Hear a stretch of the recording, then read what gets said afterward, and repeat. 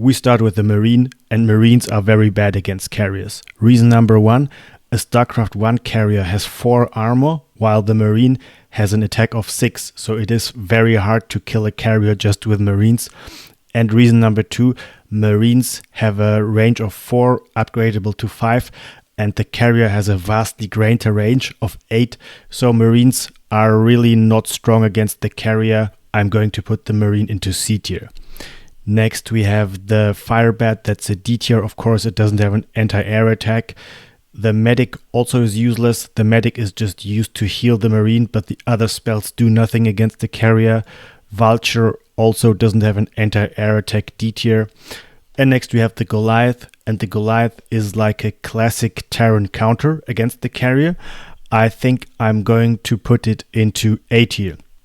So the Goliath has a base anti-air range of 5, upgradable to 8 with a Charon booster, and with this upgrade the Goliath actually has the same range as a carrier, so it can't be kited by the carrier. And number 2, the Goliath has an explosive attack, so it deals 100% damage to the carrier, but the Goliath still has a double attack. It deals 2 times 10 damage. And this means that the 4 carrier armor is subtracted from both of the attacks. So the Goliath effectively just deals 2 times 6 equals 12 damage against the carrier, which is not the highest damage output. So because of this, I'm not going to put it into S tier, but it is still an A tier. Next we have the Siege Tank. This is a D tier, of course. It doesn't have an anti-air attack against the carrier. And next we have the Ghost, and the Ghost is an interesting one. So number 1, the Ghost has very little HP. It just has 45 HP. It dies very quickly. Number 2, the Ghost has a concussive attack, which is very bad against the carrier because the concussive attack just deals 25% damage against large targets, which the carrier is.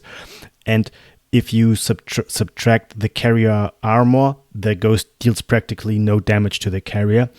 But the Ghost has one ability that can be very strong, and this ability is Lockdown.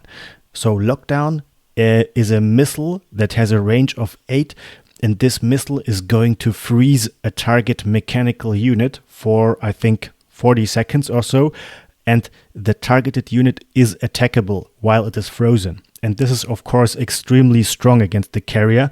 You just need one Ghost to shut down a carrier completely, and the carrier can still be attacked by, let's say, Goliaths or other units. And I know that the Ghost isn't really used at high-level play, but I think because of the Lockdown ability, Lockdown can be extremely powerful. I'm going to put it into A, but it still deals very little damage, so it's not an S tier. Next we have the Wraith, and the Wraith essentially has the same anti-air attack like the Goliath. So the Wraith deals 2 times 10 explosive damage. Again, the carrier's 4 armor is subtracted from both attacks, so the Wraith without upgrades effectively deals 12 damage to the carrier, which is not super high damage, but at least it deals some meaningful damage.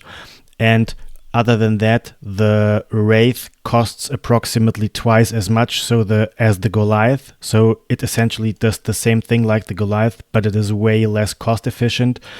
And on the other hand, the Wraith has the Cloak ability. So, I mean, if you use the comsat station to detect the enemy observer, if you snipe the observer, then the Cloak on the Wraith becomes actually pretty strong against the carrier. So overall, yeah, I think I would put the Wraith into B tier, also because of the Cloak. Next, we have the Valkyrie, and the Valkyrie is pretty surprising because it is actually a dedicated anti-air unit, but it is pretty bad against the carrier, and there are 2 reasons for it. Number 1, the Valkyrie has a splash damage anti-air attack, but there's a special rule so that the Valkyrie's splash damage doesn't apply to the interceptors, okay? It's just a special rule that I think was introduced for balance reasons. So that's one negative point.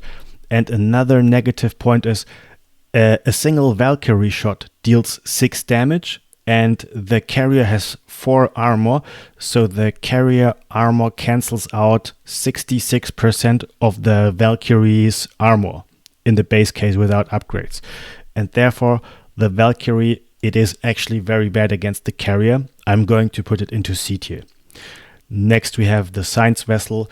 The Science Vessel is a mixed one. So number 1, the defensive matrix, of course, is usable. You can use it to give some of your units more HP, but it's not carrier specific. The second spell, Irradiate, is useless against the carrier because the carrier is not biological. And the third spell, EMP, is usable against the carrier. It removes all the shields from the carrier. But I mean, the carrier has 300 HP and 150 shields, so removing the shields of the carrier is actually not super important. It's much more important to deal some heavy damage against the carrier armor. So I would say the Science Vessel has some use because of EMP, but it's not an important unit against the carrier. And next we have the Battle Cruiser, and this is also an interesting one. So number 1, the Battle Cruiser has 3 armor. And each interceptor shot deals 6 damage. So that's good for the Battlecruiser. The Battlecruiser armor cancels out 50% of the carrier damage. On the other hand, the carrier has 4 armor, but the Battlecruiser deals 25 base damage per shot. So the carrier armor is actually not very effective against the Battlecruiser.